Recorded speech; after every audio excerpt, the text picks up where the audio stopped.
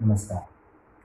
मागच्या 3-4 व्हिडिओच्या माध्यमातून आपण भारतात झालेलं 1857चं बंड, त्याला भारतीय स्वातंत्र्याचं पहिले युद्ध असं आपण म्हणतो, तर या बंडाविषयी आपण माहिती बघत आहोत की ज्याच्यामध्ये पहिल्या 2 व्हिडिओच्या माध्यमातून आपण कारणं बघितलेली आहेत. तिसऱ्या व्हिडिओमध्ये या बंडाचा प्रचार आणि प्रसार कसा झाला आणि ज्याच्यामध्ये मग भारतीयांना अपयश आलं, तर असा भाग आपण बघितलेला आहे. तर या व्हिडिओचा म्हणजे हा भाग जो आपण पुढचा बघणार आहोत त्या माध्यमातून आपण 1857च्या बंडामध्ये भारतीयांना का अपयश आलं आणि या बंडाचे काय परिणाम नेमके भारतामध्ये झाले, तर याचा भाग आपण इथे समजावून घेणार आहोत. तर आपण मागच्या व्हिडिओमध्ये बघितलं की बराकपूरच्या छावणीमध्ये बंडाला सुरुवात झाली, पुढे जाऊन मग मीरत या ठिकाणी बंड झालं, मग दिल्लीला झालं, त्यानंतर मग कानपूरला झालं, कानपूरमधून मग झाशीला झालं आणि झाशीमधून मग लखनौला झालं. अशा एक 6-7 ठिकाणी बंड झाले आणि या बंडामध्ये सगळ्याच ठिकाणी भारतीयांना अपयश आलं.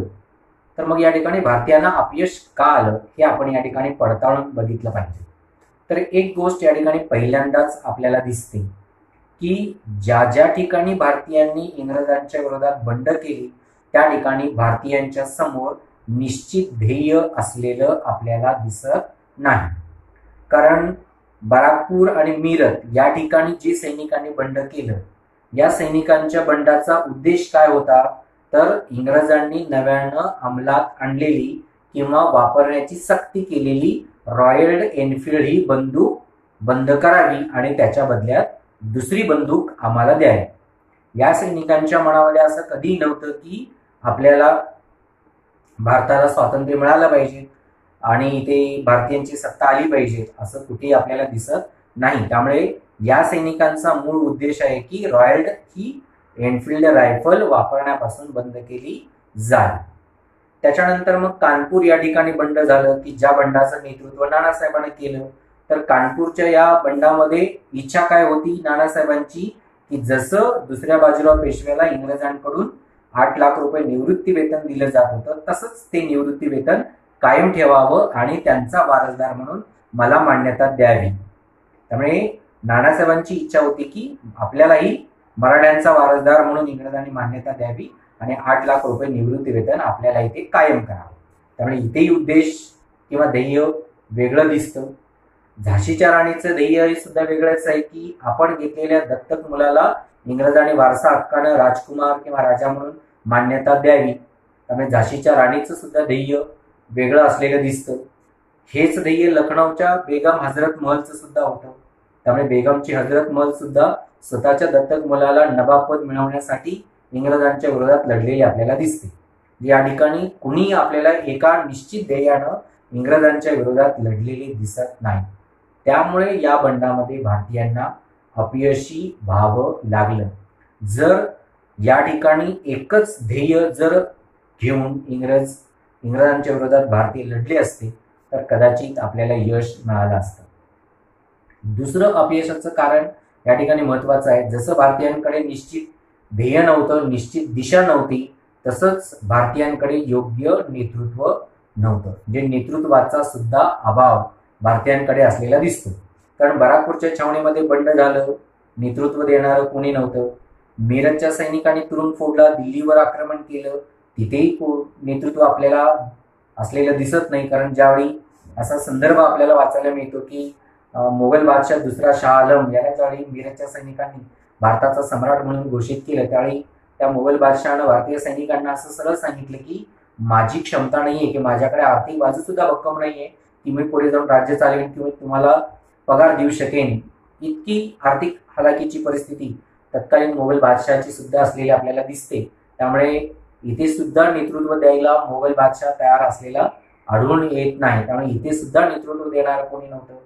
कानपूरच्या बंडाचं नेतृत्व नानासाहेबांनी केलं, झाशीच्या बंडाचं नेतृत्व लक्ष्मीबाईने केलं आणि लखनौच्या बंडाचं नेतृत्व बेगम हजरत महलनं केलं. पण या ठिकाणी एकच म्हणजे सगळ्यांचे मिळून एकच नेतृत्व या ठिकाणी असलेला आपल्याला दिसत नाही की ज्यामुळे इथे योग्य नेतृत्वाचा अभाव असल्यामुळे सुद्धा भारतीयांना अपयशाला सामोरं जावं लागलं. तिसरं कारण या ठिकाणी महत्वाचं आहे ते म्हणजे भारतीयांकडे शस्त्रास्त्र नव्हती. जसं इंग्रजांच्याकडे शस्त्रास्त्र होती तसं भारतीयांकडे शस्त्रास्त्र नव्हती, ज्यामुळे भारतीयांना अपयशाला सामोरं जावं लागलं. कारण विनाशस्त्र किंवा बंदुकीसमोर ढाल तलवार घेऊन लढणं हे कदापि शक्य नव्हतं. त्यामुळे आधुनिक शस्त्रास्त्र इंग्रजांकडे होती तशी भारतीयांकडे ती नव्हती. जसं शस्त्रास्त्रांचा अभाव भारतीयांकडे होता तसंच आधुनिक दळणवळणाच्या साधनांचा सुद्धा अभाव भारतीयांकडे होता. कारण सगळी दळणवळणाची साधनं इंग्रजांकडे होती, ज्याच्यामध्ये तार व्यवस्था असेल, टपाल व्यवस्था असेल, रेल्वे असेल, तर यासारख्या साधनांचा उपयोग इंग्रजांनी अतिशय खुमकीनं केलेला आपल्याला दिसतो. कारण एका ठिकाणी बंड झालं आणि तिथं विजय संपादन केला तर तिथले सैनिक दुसऱ्या बंडाच्या ठिकाणी ते तात्काळ वाहतुकीच्या आणि दळणवळणाच्या साधनांमधून ते आणायची. त्यामुळे सैनिकांची ने-आण करण्यासाठी सुद्धा अतिशय वाहतुकीच्या साधनांचा योग्य वापर त्यांनी केला आणि दळणवळणाच्या साधनांच्या माध्यमातून त्यांनी तात्काळ संदेश पोहोचवले जायचे की या ठिकाणी बंड झालेला आहे, तर तिथे तुम्ही सतर्क राहा. किंवा तिथले सैनिक मागून घेण्यासाठी सुद्धा या ठिकाणी दळणवळणाच्या साधनांचा वापर तात्काळ करण्यात आला. त्यामुळे तात्काळ ऍक्शन घ्यायला वाहतूक आणि दळणवळणाच्या साधनांचा पुरेपूर वापर या ठिकाणी इंग्रजांनी करून घेतला, ज्यामुळे इथे इंग्रजांना यश मिळालं. आणि वाहतूक आणि दळणवळणाची साधनं भारतीयांकडे नसल्यामुळे इथे भारतीयांना अपयशाला सामोरं जावं लागलं. त्यानंतर पाचवं कारण या ठिकाणी महत्वाचं आहे ते म्हणजे सर्वसामान्य लोकांचा विश्वास भारतीयांना मिळाला नाही. आणि याला मूळ कारण होतं चोरी आणि लुटमार. म्हणजे भारतीय लोकांनीच भारतीयांना लुटलं. कारण या बंडाच्या कालखंडामध्ये मोठ्या प्रमाणावर चोरी आणि लुटमारी झाली आणि ती आपल्याच लोकांची झाली.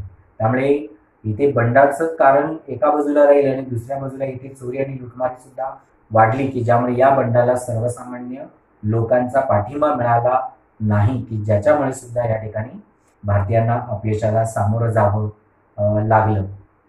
याचबरोबर भारतीयांमध्ये बेशिस्तपणा आणि दिशाहीनताही आपल्याला दिसते. म्हणजे जसं ध्येय नव्हतं, उद्देश नव्हता, तसंच यांच्यामध्ये डिसिप्लिन सुद्धा नव्हतं. दिशाहीन काम यांनी केलं की ज्याच्यामुळे या ठिकाणी या 1857च्या बंडात भारतीयांना अपयश आपल्याला दिसतं.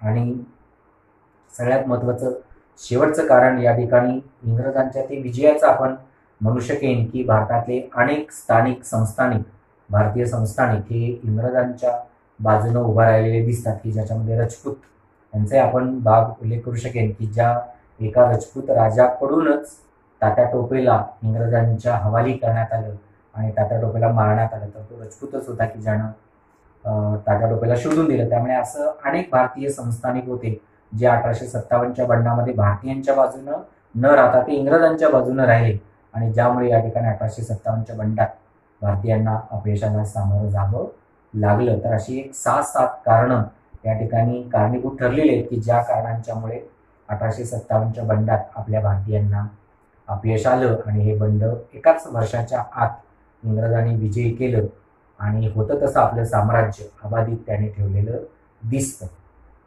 पण मात्र असं नाही की या बंडाचा काहीच परिणाम झाला नाही. मात्र दूरगामी परिणाम या 1857च्या बंडाचे झाले. तर साधारण 1 नोव्हेंबर 1858 रोजी या 1857च्या बंडाचा सगळ्यात मोठा परिणाम जो घडला तो म्हणजे इंग्लंडची राणी व्हिक्टोरिया हिनं एक जाहीरनामा प्रसिद्ध केला, ज्याला राणीचा जाहीरनामा असं म्हणतात आणि भारताचा मॅग्ना चार्टा असं म्हणतात, की या जाहीरनाम्यामध्ये ज्या गोष्टी सांगण्यात आल्या त्यालाच 1857च्या बंडाचे परिणाम म्हणून ओळखलं जातं. तर इथे या 1857च्या बंडाचा पहिला मूळ परिणाम जो झाला तो म्हणजे आपल्या देशातील ब्रिटिश ईस्ट इंडिया कंपनीचा कारभार बंद झाला आणि प्रत्यक्षात इंग्लंडच्या पार्लमेंटची सत्ता भारतामध्ये आली. म्हणजे 1 नोव्हेंबर 1858 रोजी जो इंग्लंडच्या राणीने जाहीरनामा प्रसिद्ध केला, तर याच जाहीरनाम्यानुसार आपल्या देशामधील ब्रिटिश ईस्ट इंडिया कंपनीची सत्ता ही रद्द करण्यात आली आणि त्याच्याऐवजी इंग्लंडच्या पार्लमेंटची सत्ता भारतामध्ये आणण्यात आली आणि ब्रिटिश ईस्ट इंडिया कंपनीला फक्त व्यापार करण्याचे अधिकार देण्यात आले, या कंपनीकडून राजकीय अधिकार काढून घेण्यात आले आणि इंग्लंडच्या पार्लमेंटची सत्ता जी रुजू करण्यात आली, तर या पार्लमेंटचा कारभार बघण्यासाठी म्हणून राज्य सचिवाची नेमणूक करण्यात आली. तर आपण हे कायद्यामध्ये सुद्धा बघितलेलं आहे की गव्हर्नर जनरल याच्याऐवजी व्हॉइसरॉय हे पद निर्माण करण्यात आलं आणि याच व्हॉइसरॉयवरती नियंत्रण ठेवण्यासाठी म्हणून मग राज्य सचिवाची नेमणूक करण्यात आली आणि हा राज्य सचिव इंग्लंडच्या पार्लमेंटला जबाबदार धरला जात होता. त्यामुळे आपल्या देशाचा संपूर्ण कारभार हा राज्य सचिवाकरवी चालवला जाऊ लागला. हा सगळ्यात मोठा परिणाम या 1857च्या बंडाचा झालेला आपल्याला दिसतो. याच्यानंतर जे परिणाम झाले ते या व्हिक्टोरिया राणीच्या जाहीरनाम्यामध्ये समाविष्ट करण्यात आलेले आहेत. कारण याला भारताचा मॅग्ना चार्टा म्हणत असताना काही कायदेविषयक बाबी या जाहीरनाम्यामध्ये समाविष्ट करण्यात आले की ज्यामुळे आपल्या देशामध्ये काही बदल राजकीय दृष्ट्या करण्याचा प्रयत्न इंग्लंडच्या राणीनं केलेला दिसतो. ज्याच्यामध्ये पहिली महत्वाची एक गोष्ट आहे ती म्हणजे आपल्या ईस्ट इंडिया कंपनीनं जे भारतामध्ये इतर स्थानिक संस्थानिकांशी राजकीय आणि शासकीय दृष्ट्या जे काही करार केलेले होते तर त्या करारांना मान्यता देण्यात आली. म्हणजे आपल्या देशातील प्रशासन विषयक दृष्टी विकसित करण्यासाठी म्हणून ईस्ट इंडिया कंपनीनं जे काही करार केलेले होते तर ते करार पुढे आहे तसे ग्राह्य धरण्यात आले आणि त्या करारांना मान्यता देण्यात आली. ही पहिली गोष्ट या मॅग्ना चार्टामध्ये किंवा इंग्लंडच्या व्हिक्टोरिया राणीच्या जाहीरनाम्यामध्ये समाविष्ट करण्यात आली की ईस्ट इंडिया कंपनीनं केलेले भारतीय संस्थानिकांच्या बरोबर जे करार होते ते ग्राह्य धरले जाते. दुसरं, भारतीयांना स्थिर सरकार देण्यात येईल असं एक आश्वासन देण्यात आहे आणि हे स्थिर सरकार कसं देण्यात येईल तर भारतीयांचा विश्वास संपादन करून चांगलं सरकार त्यांना दिलं जाईल असं एक गोष्ट याच्यामध्ये नमूद करण्यात आली. त्यामुळे भारतीयांच्या सूचना किंवा भारतीयांना ज्या पद्धतीनं सोयीसुविधा द्यायच्या आहेत त्या अतिशय माफक प्रमाणामध्ये त्यांना सोयीसुविधा दिल्या जातील. भारतीयांना साजेसं राजकारण या ठिकाणी केलं जाईल आणि अतिशय चांगलं स्थिर सरकार भारतामध्ये इंग्रजांकडून देण्याचं आश्वासन या जाहीरनाम्यामध्ये देण्यात आलं. तिसरी गोष्ट याच्यामध्ये महत्वाची होती ते म्हणजे भारतामध्ये धार्मिक सहिष्णुता निर्माण केली जाईल. म्हणजे याचा मूळ अर्थ असा निघतो की भारतीयांच्या धार्मिक गोष्टींमध्ये हस्तक्षेप केला जाणार नाही. म्हणजे ज्या गोष्टी 1857च्या बंडाला कारणीभूत ठरलेल्या होत्या काही अंशी धर्माच्या बाबतीत की काही बंधनं ईस्ट इंडिया कंपनीनं घातलेली होती भारतीय सैनिकांच्यावरती, तर ती बंधनं रद्द करण्यात आली आणि भारतीयांना धार्मिक स्वातंत्र्य देण्यात आलं की जसं त्यांना आपल्या धर्माचं आचरण करायचं आहे किंवा धर्माचा प्रचार प्रसार करायचा आहे तर या धर्माच्या बाबतीत इंग्रज हस्तक्षेप करणार नाही. त्यामुळे धार्मिक सहिष्णुता निर्माण केली जाईल असं आश्वासन राणीकडून देण्यात आले. पुढे भारतामध्ये राजकारण करत असताना महत्वाकांक्षी प्रादेशिक विस्तार योजनांना आळा घातला जाईल असं सांगण्यात आले की जेणेकरून साम्राज्य विस्तार न करता चांगलं प्रशासन इंग्रजांकडून दिलं जाईल. त्यामुळे साम्राज्य विस्ताराला थोडासा आळा या ठिकाणी घालण्यात आलेला दिसतो. आणि पाचवं तत्व याच्यामध्ये महत्वाचं होतं ते म्हणजे कायद्यामध्ये समानता ठेवली जाईल. म्हणजे इंग्रजांसाठी वेगळे कायदे किंवा भारतीयांसाठी वेगळे कायदे असं न होता एका ठराविक गुन्ह्याला एक समान कायदा किंवा समान शिक्षा अशी भारतामध्ये समान कायदे व्यवस्था आणि समान न्यायदान व्यवस्था भारतामध्ये आणली जाईल. त्यामुळे कायद्यामध्ये समानता आणण्यासाठी सुद्धा प्रयत्न केले जातील असं आश्वासन राणीकडून या ठिकाणी देण्यात आलं. त्यामुळे मोठ्या प्रमाणावरती राणीनं एक गोष्ट साध्य करण्याचा प्रयत्न केला तो म्हणजे भारतीयांचा विश्वास संपादन करून भारतीयांना साजेसं भारतामध्ये राज्यकारण केलं जाईल आणि याच्यामध्ये राज्य सचिवाकडून सूचना घेऊन कायम सुधारणा केल्या जातील आणि भारतीयांवरती जास्त अन्याय अत्याचार होणार नाही याची काळजी घेतली जाईल. तर असं आश्वासन या ठिकाणी निर्माण करण्यात आलं. पण एक गोष्ट मात्र 1857च्या बंडामुळे झाला ते म्हणजे भारतीयांच्या मनात मात्र राष्ट्रीयत्वाची भावना जागृत झाली आणि या ठिकाणी स्वातंत्र्य लढ्याला पोषक वातावरण निर्माण व्हायला सुरुवात झाली. त्यामुळे 1857च्या बंडाचा भारतीयांच्या दृष्टीने खूप चांगला परिणाम झाला की भारतीयांच्या मनात राष्ट्रीयत्वाची भावना जागृत झाली की ज्याच राष्ट्रीयत्वाच्या भावनेमधून आपलं स्वातंत्र्यविषयक लढा पुढे न्यायला सुरुवात झालेली दिसते. तर या ठिकाणी या प्रकरणाची मीमांसा करताना एक गोष्ट आपल्याला बघायची. खरं तर ती गोष्ट आपल्या पाठामध्ये प्रकरणाच्या सुरुवातीला सांगितलेली आहे, पण ती मी तिथे सांगण्याचा प्रयत्न केला नाही. याचं कारण त्या गोष्टी शेवटीच आपल्याला इथे समजल्या असतात. या पाठाविषयी असं 2 मतं आहेत.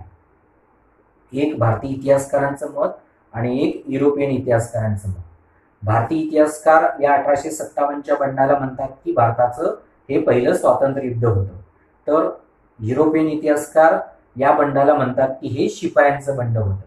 त्यामुळे या दोन्ही गोष्टींचा जर आपण तारतम्य किंवा मीमांसा जर करायची झाली तर याला आपण स्वातंत्र्य युद्ध असं म्हणू शकत नाही. हे मात्र इथे सिद्ध होतं, कारण 1857च्या बंडामध्ये ज्यांनी ज्यांनी सहभाग घेतला, ज्यांनी ज्यांनी नेतृत्व देण्याचा प्रयत्न केला, त्यांच्या मनात असं यत्किंचितही वाटत नाही की भारताला स्वातंत्र्य मिळवून द्यावं आणि भारत स्वतंत्र व्हावा आणि भारतामध्ये वेगळं प्रशासन निर्माण व्हावं, भारतीयांच्या हातामध्ये कारभार जावा, असं आपल्याला दिसत नाही. आणि त्याचं एक उदाहरण जर घ्यायचं असेल तर आपण बघतो की मिरजच्या सैनिकांनी उठाव केल्यानंतर, दिल्ली ताब्यात घेतल्यानंतर पुन्हा एकदा तिथे मोगल बादशहाला दिल्लीच्या गादीवरती त्यांनी बसवलं आणि त्याला भारताचा सम्राट म्हणून घोषित केलं. याच्यामधूनही आपल्याला दिसतं की इथे स्वातंत्र्य ही संकल्पना रुजलेली आपल्याला दिसत नाही. आणि दुसऱ्या बाजूला शिपायांचं बंडही असं आपण म्हणू शकणार नाही, कारण नुसतंच काही शिपायांनी बंड केलं नाही तर आपल्या देशातील संस्थानिकांनी सुद्धा या ठिकाणी बंड केलेलं आपल्याला दिसतं. त्यामुळे इथे या 1857च्या बंडाविषयी 2 मतं मात्र इथे मांडण्यात आलेले आहेत. एक युरोपियन इतिहासकारांचं मत वेगळं आहे, तर भारतीय इतिहासकारांचं मत वेगळं आहे. तर असा हा 1857च्या पाठाचा सारांश रूपानं भाग इथे संपलेला आहे. तर पुढचा जो भाग आहे तो आपण राज्यशास्त्राचा बघणार आहोत, कारण पहिल्या सत्रातलं जे पार्ट 1चं पुस्तक आहे तर याच्यामध्ये इतिहासाची 6 प्रकरणं दिलेली आहेत आणि पुढे आपण राज्यशास्त्राचा भाग बघणार आहोत.